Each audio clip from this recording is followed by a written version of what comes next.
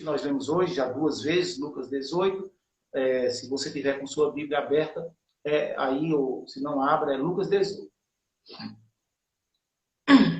Lucas 18. Desculpe, eu tenho um pigarrozinho aqui na garganta. Lucas 18, eu vou falando e nós vamos analisando o texto. Tá certo? E quero chamar a sua atenção para isso. Para a leitura da Bíblia e para a oração, e lembrar você de fazer o culto doméstico com a sua família. Quando a gente terminar aqui, nós vamos fazer o nosso. E um dos versículos que me marcou ontem no culto doméstico foi o último versículo lido por minha filha Ana Liz. O último versículo do Salmo 19. Para ser mais preciso, para que eu não erre na leitura, para que eu não fale quando for dizer decorado, eu vou ler aqui. Salmos 19, e o último versículo diz assim: que as palavras da minha boca e o meditar do meu coração seja aceitável à tua vista, ó Senhor, minha força e meu Redentor. A minha filha Ana leu esse salmo. Eu não vou ler o salmo todo, nem vou citar o salmo todo, mas traz uma mensagem maravilhosa, provando a existência de Deus de uma maneira estrondosa, né, de uma maneira singular. Mas o último versículo fala exatamente disso, o meditar no meu coração. As palavras que saem da minha boca, o meditar no meu coração. Nós precisamos dessa palavra, precisamos meditar nessa palavra. Nós precisamos orar, que é o assunto que Jesus nos ensina aqui nesse texto. Ao contar a história de uma viúva. Sabe que as viúvas, naquela época elas eram desprezadas. Os homens, pelo fato de ser mulher, já havia um desprezo. Né? E sendo viúva, muito mais ainda. Na maioria das vezes, os credores, né, do esposo falecido ia lá e levava como escravo os filhos. E maltratava as viúvas eram aí desrespeitadas. E é tanto que uma das preocupações do nosso Deus ele cita com muita clareza em muitos lugares na Bíblia que deveriam ter cuidado com os órfãos e as viúvas. Quando Deus plantou no coração da igreja a ideia de formar um corpo diaconal, foi para ajudar as viúvas também. Por isso, Jesus conta a história de uma viúva insistente, de uma viúva perseverante. Mas, ao mesmo tempo, traz também o personagem de um juiz iníquo, um juiz corrupto, um juiz injusto. E, provavelmente, ele resolvia as causas daqueles que forneciam, que subordinavam, né? que pagavam mais. Então, era de fato um juiz corrupto. E diante de um homem desse, que a Bíblia vai dizer que ele não temia a Deus, então era um terror esse cara, ele não temia a Deus e não respeitava os homens. Devia ser uma agonia precisar de um juiz desse, naquela época. E eles armavam tendas, segundo os comentaristas do texto, eles armavam tendas. Era como se fosse ali, era o local das audiências, e lá o povo ia para ser atendido por esse juiz. E essa viúva, ela tinha uma causa na justiça.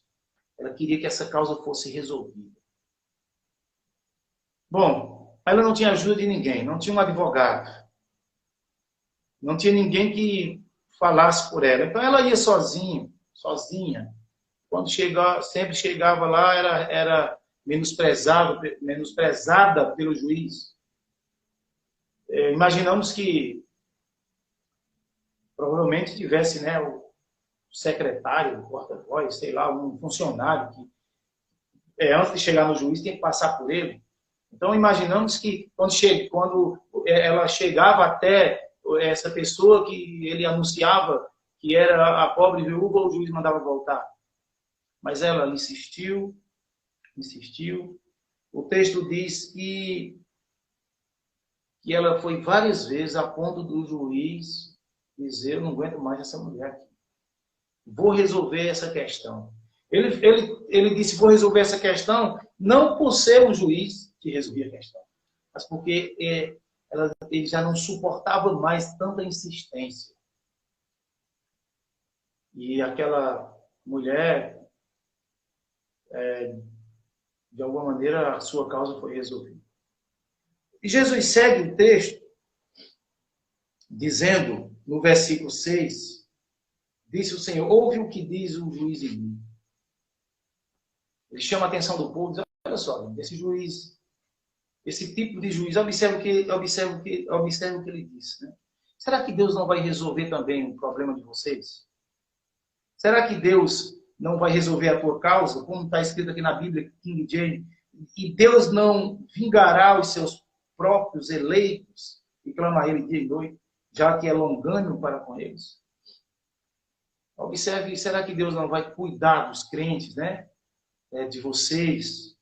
Claro que Jesus ensinava, e essa mensagem falava, né, para o povo. E Jesus, ele mesmo afirma, ele diz, eu vos digo que eles os vingará rapidamente. Ele os vingará rapidamente. E aí ele diz, quando, porém, vier o Filho do Homem, porventura achará fé na terra? Será que vai haver tanta gente desacreditando, sem acreditar em Deus? Nesse momento, assim, nos momentos difíceis, Jesus encoraja os seus ouvintes naquele dia. Ele encorajou aqueles ouvintes, mostrando ali um contraste entre o homem impiedoso e o Deus amoroso. Se o homem piedoso, por conta da insistência, o problema ele resolveu, o nosso Deus resolve por amor, se nós não desistirmos. Eu quero chamar a sua atenção para isso, dizer que da maneira que Cristo falou com aquele pessoal, ele continuou falando com você e comigo hoje. Porque nós podemos tirar daqui, desse texto, algumas lições. Primeira, que nós temos que orar sempre, sem nunca esmorecer. Está no capítulo 1. Sem nunca desfalecer. Certa vez, em um retiro, na hora do lazer, do banho no rio, um jovem perguntou ao pastor na hora do banho, lá, conversando com o pastor bem camarada deles ali, bem amigo, né? E se divertindo ali, ele disse, pastor, eu devo orar até quando? Talvez ele quisesse saber até quando eu deveria orar, porque já vinha orando. E, às vezes, jovem, adolescente tem essas coisas, né? Que é tudo imediato, né? Às vezes nós queremos as coisas, nós somos imediatistas demais. E eu tenho que orar até quando? Como que eu estou cansado de orar e não chega, a bênção não chega. E o pastor pegou a cabeça dele e apertou assim, colocou dentro da água e segurou, e o menino começou a se espernear, e o pastor segurando ali.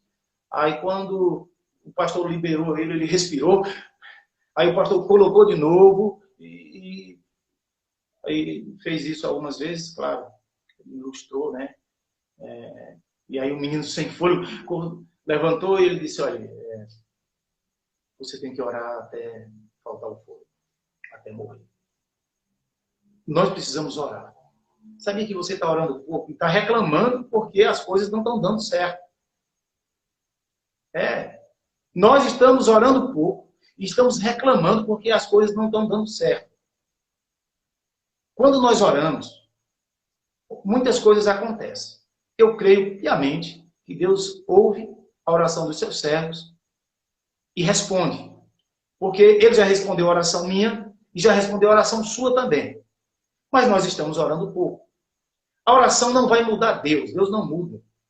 Mas mesmo que você ore, mesmo que eu ore bastante e eu não veja assim a bênção tão imediata chegar, ou mesmo que essa bênção que eu estou pedindo, ela não venha, mas só o fato de orar, muitas bênçãos virão sobre as nossas vidas, muitas bênçãos nos alcançam, só o fato de estarmos na presença de Deus. Recebemos o milagre de estarmos mais fortes diante de Deus. Recebemos o milagre de estarmos mais, termos uma comunhão melhor com o nosso Deus, com a família. temos menos tempo para o pecado e muitas coisas acontecem. Nos fortalecemos quando oramos. Nós mudamos quando oramos. Precisamos orar sempre, sem nunca esmorecer. Tá certo? No capítulo 15, o Senhor vai falar, ele fala muito sobre a questão da permanência. Aquilo que nós começamos e não permanecemos. É importante que venhamos a permanecer em oração. Paulo explica que é necessário perseverar na oração. Tiago também ensina isso. E ele diz assim que nós temos que ter alegria ao passar por várias provações. Por quê? Primeiro porque a alegria é ao passar. Então as provações elas vão passar. Mas essas provações vão nos fazer orar. Vamos perseverar, ganhar experiência. E vamos ser abençoados. Jesus está garantindo isso nesse texto. Mostrando que um homem mau, por conta de uma insistência, uma causa foi resolvida. Então, a primeira lição que eu tiro aqui desse texto é, em concordância com Paulo no capítulo 5 de 1 Tessalonicenses, no versículo 17, quando ele diz, orai sem cessar. A primeira lição que eu tiro desse texto para as nossas vidas é que nós precisamos orar sem nunca esmorecer. Não desanime. Já teve momentos na vida que eu mesmo não tinha mais nem força para orar. Mas eu fechava os meus olhos, cansei de fechar meus olhos. Aí mesmo na igreja em Oricuri, aqui, alguns momentos sozinhos, aí em Oricuri, de joelhos, sem dizer nada, com os olhos fechados, clamando, pedindo a Deus no meu interior. Então é importante que continuemos a orar. A segunda lição que eu tiro é que claro que nós temos que ser assim, insistente, mas nós temos que entender que se tem as nossas causas que nos incomodam, elas é para ser resolvidas. Os problemas é para serem resolvidos. Tem coisas que não nos pertencem, tá certo? Não estou querendo espiritualizar a coisa, mas aquilo que incomoda a nossa vida espiritual. Indo para a viúva, tinha uma causa na justiça, e nós temos uma causa chamada pecado. E nós temos que insistir na oração para que esse problema seja resolvido. Porque há uma barreira entre nós, entre o homem e Deus. E essa barreira é chamada de pecado. Nós temos que orar. Essa é a causa que interfere na nossa comunhão com Deus, na nossa comunhão com a igreja do Senhor, na nossa comunhão até mesmo com as nossas famílias, até mesmo entre marido e mulher. É necessário que recorremos ao Senhor para resolver essas causas. Causas conjugais, causas familiares, entre outras causas. E tudo isso vai quebrar a barreira do mal, chamado pecado, e nós vamos ter uma vida espiritual equilibrada diante do Senhor. E nós podemos entender tudo isso. E uma outra lição uma última lição que eu quero tirar para nós, nesse texto, é que o Senhor vai trabalhar na nossa causa. Isso é o que me alegra. Por quê? Porque o Senhor está dizendo aqui, que Deus que nos ama, é claro que Ele nos ama, o Deus que nos elegeu como seus servos, que nos adotou como filhos, esse Deus, o versículo 7, diz, Deus não vingará os seus próprios eleitos, que clama a Ele dia e noite. Então, eu entendo isso e tiro essa lição para nós. Deus luta pela sua igreja. Deus luta por sua igreja. Deus luta por você, porque você é a igreja. Essa mensagem, ela não é apenas aqui em Lucas. Ela está em muitas partes da Bíblia. E eu me lembro muito bem do livro de Êxodo, antes da travessia do Mar Vermelho. O Senhor disse, olha, eu vou dar um fim nesse problema chamado Faraó. A partir de agora, vocês não vão mais ver Faraó. Não vão mais poder enxergar o exército de Faraó. Ele promete ali, olha, diz o povo que marche, porque eu luto por vocês. Deus luta por nós. Você é a igreja, não é isso? Então o Senhor luta, se clamarmos a Ele dia e noite. Para que possamos ter, meus queridos, uma fé equilibrada, tá certo? Nós estamos vivendo um momento em que temos o privilégio de ouvir mensagens, temos Bíblias, temos livros, temos muitas coisas que nos ajudam no nosso crescimento espiritual. Mas eu quero concluir a nossa reflexão encorajando você, meu irmão. A palavra certa é essa. Encorajando você a ter a oração como a coisa mais importante na sua vida. A oração e a leitura da palavra. Observe, o Senhor prometeu ali aos que clamam dia e noite. Isso quer dizer que nós vamos insistir.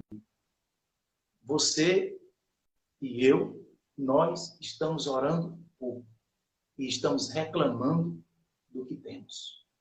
Precisamos orar mais. Eu lhe digo orar mais. Não podemos ir com aquela barcana. Eu vou orar mais para Deus me dar mais bênçãos. Precisamos orar mais. Mas a primeira intenção é para estarmos mais perto de Deus. É para nos tornarmos adoradores por excelência. É para nos tornarmos adoradores em espírito e em verdade. Uma das maravilhas da oração é essa. É entender que não é porque nós oramos, mas é por causa de Cristo, que faz tudo em todos. Porque Ele é de fato o nosso tudo. Eu não tenho dúvida que Deus tem muitas bênçãos para chegar, para mandar para nós ainda. A principal Ele já mandou, foi Cristo. Não tenha dúvida disso, Ele já mandou o melhor. O melhor de Deus já veio. O melhor não está por vir, o melhor já veio, é Cristo. Mas ainda tem muitas bênçãos que podem chegar até nós através da nossa vida perseverante de oração. Eu quero finalizar, vou orar finalizando e quero agradecer a você por ficar comigo nesse momento. Vocês não sabem nesses momentos dessas lives que eu estou fazendo, como tem sido bom a companhia de vocês. Assim, um homem que está se recuperando do Covid-19 não está sozinho. Né? Quero que ore. Vou aproveitar e dizer que eu estou, de fato, com o vírus, porém já está, sexta-feira completa 14 dias, e a Secretaria de Saúde me disse que a partir de sexta-feira eu estou liberado. Certo? Vou estar liberado. Porém, ainda vou ficar isolado porque amanhã minha esposa vai fazer o exame. Então, mais 7 dias com ela. Vou ficar em casa ainda sem sair. Mas, se tratando da minha pessoa, segundo a orientação que eu tive hoje na Secretaria de Saúde, é que a partir de sexta-feira eu estou liberado. Certo? Deus em Cristo Jesus abençoe sua vida ricamente. Fica comigo só enquanto a gente ora. Logo após você pode sair e a gente encerra. Amado Deus, eu te louvo pela tua palavra. Ó Deus, se não fosse a tua palavra para direcionar as nossas vidas, quando as tribulações e os momentos difíceis, ó Deus, nos atacassem, nós não tínhamos como resistir, porque não tínhamos em quem se segurar, não tínhamos aprendido sobre a esperança que há em ti. A esperança viva que nós aprendemos nesse domingo, através do teu servo, aqui na igreja. Então, ó Deus, eu quero nesse instante te glorificar e viver essa viva esperança de que tudo vai ficar bem. Não porque nós merecemos, mas porque o Senhor Jesus tem prazer em fazer isso. Eu quero te agradecer e pedir ao Senhor que nos ajude a sermos perseverantes. Sustenta, ó Deus, nos teus braços. Quando não tivermos mais forças para caminhar, nos leva no colo, Pai. Mas não nos deixa afundar no mar, nesse deserto, nem nesse mar. Abençoa, Pai Santo, cada um dos teus filhos e continua conosco. Damos-nos saúde física e espiritual. É assim que nós oramos, em nome de Jesus. Amém. Ok. A próxima live será na sexta-feira, às 4h da tarde. Tá bom? A gente vai mudar o horário por conta do culto, do encontro à noite, que vai haver aqui com os irmãos que são candidatos ao diálogo. Vamos ter live agora só na sexta-feira. Eu vou estar aqui orando e vou convidar você, se você puder. Sei que vai ser um momento de trabalho, talvez nem todos possam estar, mas os que estiverem comigo, com certeza, vai me alegrar e Deus vai ser glorificado. Um abraço a todos e que Deus, em Cristo, continue a abençoar.